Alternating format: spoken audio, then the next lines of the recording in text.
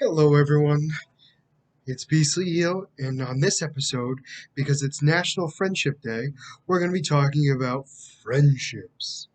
Um, so I'm not going to be ranking friendships, mostly because it's very difficult, or at least I found that it was very difficult. So I decided not to rank them. So I'm just going to talk briefly about all these different friendships that are throughout all of media. So definitely want to start off in Marvel, talking about Captain America Steve Rogers and Bucky Barnes. Their friendship goes back to World War II. They were friends then. Bucky was more of the strong one, at least at that point, until Steve Rogers gets the super soldier serum. And then that's when Steve becomes more of the strong man than Bucky Barnes. And their friendship lasts forever. Um, because even though Steve gets frozen, Bucky gets put into the Winter Soldier project and becomes an assassin. So anyway, time goes by, we get back to the present. Steve Rogers is defrosted. He helps save the planet. Bucky Barnes is released to cause some damage. He stops him. He breaks the, I don't want to say spell, but kind of the brainwashing. And it turns to be their friendship. Their friendship comes back. So it comes a full circle that even though they were friends for a while, they stayed friends even after the horrible stuff that Bucky did at certain points. Now, granted, it was because he was not in control of himself, but still, definitely shows that they're still friends till the very end. So Captain America has another friend, um, Sam Wilson. So Sam Wilson in the comics is the Falcon. And later he becomes Captain America, but let's focus on him being Falcon for this. So Steve Rogers is kind of trying to get used to, I don't want to say civilian life, but more modern life, I guess is the best way to put it. And during this time, he meets with Sam Wilson. Sam Wilson being more of a, well, he was in the military, Air Force specifically, piloting wings, um, which I always thought was so weird. But it makes sense because it's stealthy and you still get the decision making of a human, making split second decisions that may benefit, even though the like if so what I think about is like for robots, they look at it as a percentage thing. If it's not a successful rate, they don't go towards it. Where humans are more willing to take that risk and high risk, high reward. Now, granted, there's also great default with that as well. But overall, that's why humans are considered better. But robots do kind of take the cake on that, looking at the percentage and only doing successful missions. But anyway, that being said, Sam kind of helps Steve get used to modern life, but also showing him that the military is pretty much still the same. Yes, technology is advanced, but still it's the same in the sense of they go through a lot. They have trouble sleeping. They have they were able to relate even though they're decades apart in age, almost a century really. Um, and I think because of that, seeing that friendship because of their of how they were in the military really bonded and made their friendship last. I mean, he gave Sam Wilson the shield to become Captain America.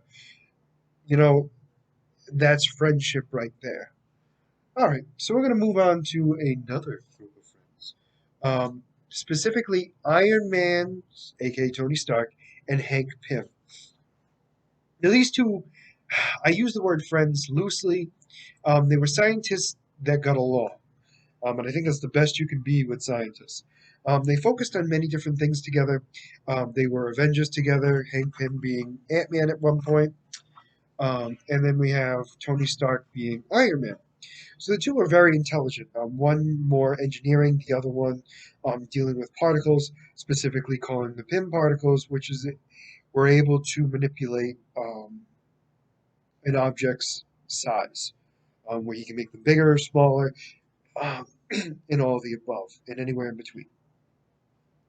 So the reason why I consider them friends is because at a certain point they work together to create a robot that was going to help the world.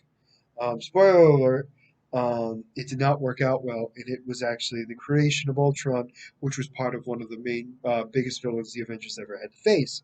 But that being said, they were able to work together in a way to create Ultron. Now, this is the original Ultron. This is not the MCU Ultron, because we see this friendship more. Um, I'll go into that later. So anyway, in the comics, it was more Hank Pym and Tony Stark, which was nice to see. Um, Whereas, though that's where their friendship really kind of solidified. Moving on, I'm actually going to talk about the Power Rangers. So the Power Rangers weren't friends to begin with. Many of them, I don't think, were to begin with, but they became friends.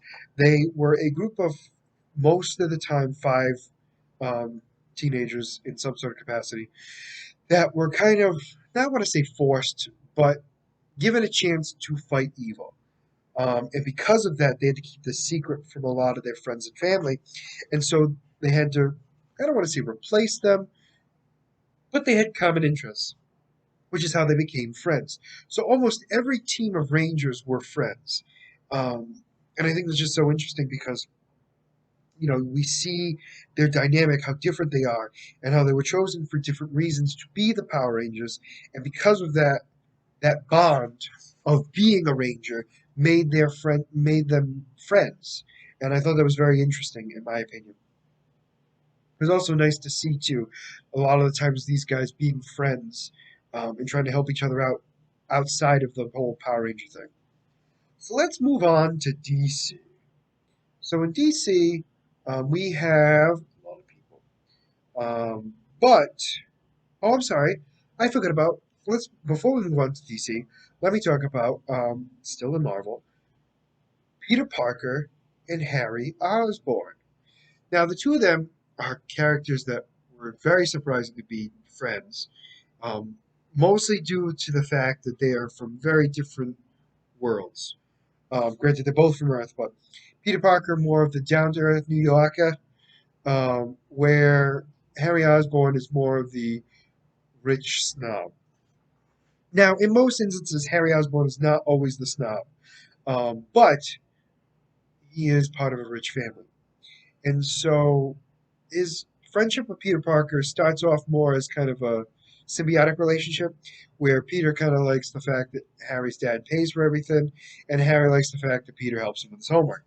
But I think they do eventually do become actual friends, and their friendship lasts a long time. I mean, granted, he doesn't know about the Spider-Man thing for a while, but overall, it was nice to see that their friendship led to a lot of things. I mean, granted, their friendship did break because of Mary Jane, and there was a few other things in some universes where it had to do with his dad, and the fact that Spider-Man was considered bad. But overall, their friendship was a good one to see because they were so different, but yet so similar, having similar issues, especially family issues. But anyway, then we have Miles Morales, and I hope I do not mess up his name. Um, Ganaki Lee? Ganaki Lee? Um, Miles Morales is Korean friend, Korean American friend. Um, Now, in the MCU, we see him played as Peter Parker's friend, but the original instance of that him coming in is Miles Morales' friend. So Miles Morales, for those of you who don't know, was the new Spider-Man that was added into the universe, who was given spider powers through a spider bite, just like Peter Parker. But this particular spider had more abilities than the others. The one that got Peter, which gave him kind of electric powers. That being said, his best friend Lee, we're just going to call him Lee, It's easier for me. Was the first one to know about his secret and actually tried to help him fix his suit and everything else. Because both are very intelligent people and able to use technology very well and manipulate and create technology as well, which is a nice thing to see and also very interesting to see their dynamic as well. And actually, couldn't, as awful as it sounds, I could not come up with DC friends because every time I think of friends, none of them seem to have lasted or stayed friends. So that's why I didn't bring up any of the DC. I was thinking about a few of them, but then their friendships either didn't last long or their friendships weren't known. Like it wasn't known that they were always friends, type of thing. Where all the other ones I talked about were definitely like, oh, they're definitely friends. Um, but maybe I'm wrong. Let me know in the comments. Do you think that there were friendships that were in DC that should have been mentioned? And let me know. And if there were other areas that I didn't mention, please let me know in the comments as well. I'd be interested to hear what you guys have to say. And as always, if you like the content you see, please like and subscribe below. But guess what? Today was the last video of my 30-day challenge.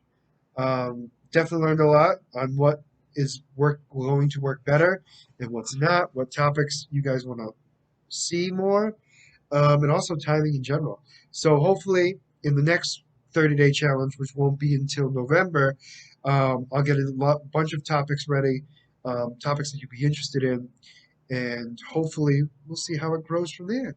And as always, please, always love having a conversation with you guys. So please put stuff in the comments if you want specific videos done or specific topics talked about. For next week, though, I am only going to be doing the reaction video to um, Bad Batch. I'm going to take a little bit of a break. But after that, I'm going to try to do 3 videos a week until I get to the 30-day challenge again. But for now, this is Beastly signing out. Have a good night.